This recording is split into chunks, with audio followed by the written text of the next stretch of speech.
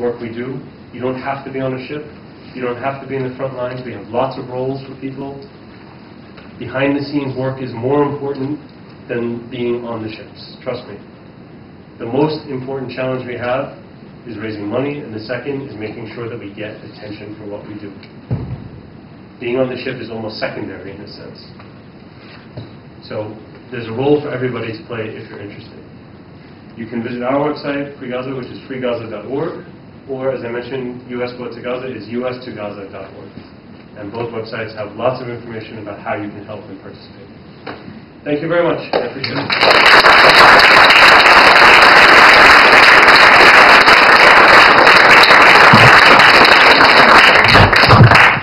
Thank you, Adam. We will now have a question and answer session with Adam, but before that I want to say two things. First, Students Confronting Apartheid in Israel is looking forward to another exciting year of events and activism, bringing people like Adam to speak and all this other stuff. If you think that you want to get involved in the cause of human rights in Israel and Palestine, we would be happy to have you join us. For more information, you can either see Jenna, our president, who's manning the camera today, or you can see myself after the event. So secondly, it has been brought to my attention that today coincides with both Jewish and Muslim religious holidays. I want to say that these scheduling conflicts were not deliberate on anyone's part. Adam and Sky simply chose a day that worked for both of us.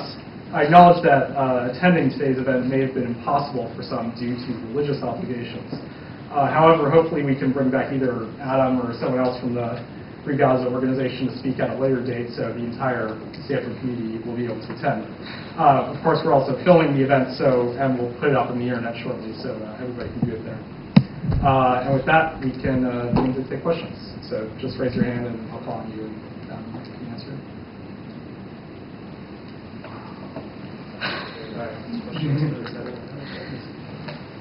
Adam, why do you think the outcome was so different on the different boats on the last flotilla? Some boats were boarded peacefully, and one boat had a kind of disaster situation. What led to that, and why do you think that occurred? Yeah, sure. If anybody didn't hear, the question was, why do I think that there were different responses to the different missions that we've launched in terms of how the boats were dealt with? We could divide up the missions, I guess, into two general phases. One is the 5 missions that occurred before Operation Cast Lead, which also occurred during the tenure of the Prime Minister of Israel at the time was Ehud Olmert. And so it was a different government. There may, I don't know, because I don't know what goes on internally in the Israeli government, discussions, but there were different people in place at, the office of Prime Minister and Foreign Minister. The Defense Minister actually is the same, Ehud Barak, but there were some different cast of characters who have different advisors and make different political considerations, perhaps. So, I think that I don't know in the end. The Israeli government statements at the time were like, they didn't want to give us what we wanted. They didn't want to step in and block our ships because then it would cause more attention for what we were doing. And arguably, they're right. Our ships arrived in Gaza to pretty much almost no media coverage, with the exception of very sympathetic media or regional media. Operation Cast Lead, of course, it becomes a different story. You have ongoing military operations in Gaza. And so the 2 ships that we launched during that time period, the Israelis stopped.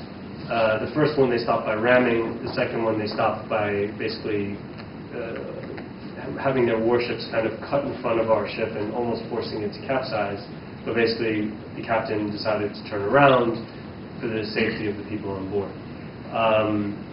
And again, Israel legally had a right at that time to extend the zone into international water that it could stop ships because it was conducting it was a war. It was a declared war, and according to international law, this grants them different kinds of privileges. Even July 2009, by now we have Prime Minister Netanyahu, Foreign Minister Lieberman in power.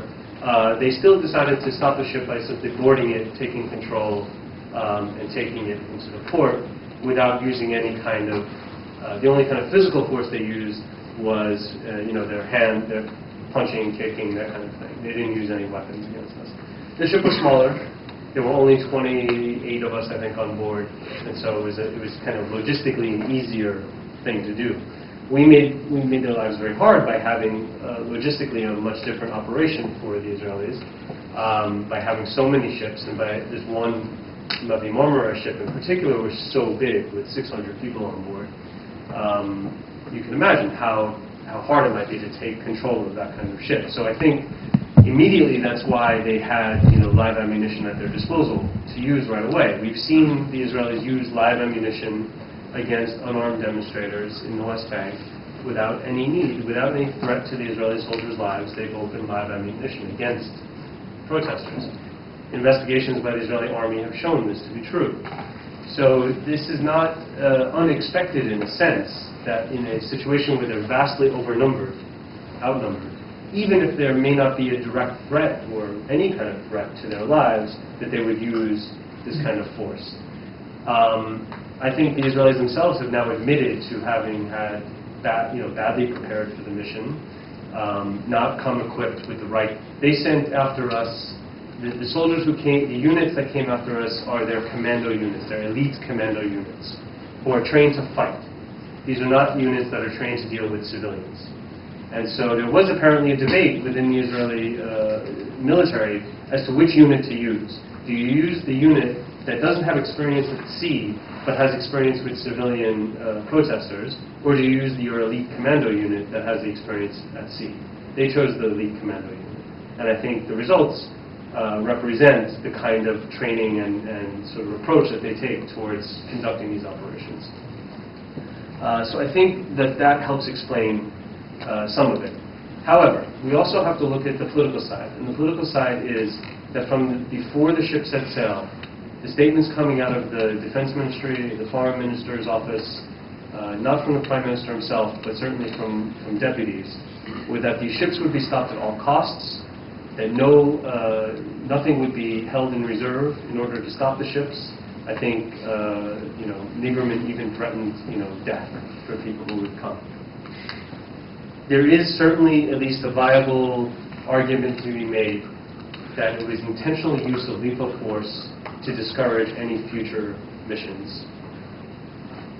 That's certainly a viable, I think, argument to be made. I don't know that that's necessarily what they were thinking when they did it, but I think you can at least, think that through, and you're not thinking too much in conspiracy world to think that might be true. Nonetheless, I can tell you that it has not deterred anybody from future participation in the mission. We will learn our lessons from what happened on the ships, from the way our people conducted themselves, from what the Israeli soldiers did, both before and during the mission. We will look at how they dealt with each of the other ships. There is also an argument to be made, which I'm a little bit less, I personally am a little bit less willing to accept this one wholly on its as a viable argument, although I know a lot of my colleagues do consider this to be true, is that the reason they use lethal force on the Turkish ship is so that they can help demonize the Turkish ship, both as a way to target Turkey, because Israel was clearly unhappy with Turkey's. Israel spent a lot of diplomatic capital trying to get Turkey to prevent the ships from leaving, and Turkey refused. Not that Turkey assisted us in any way. We had no relationship with the Turkish government until after the attack.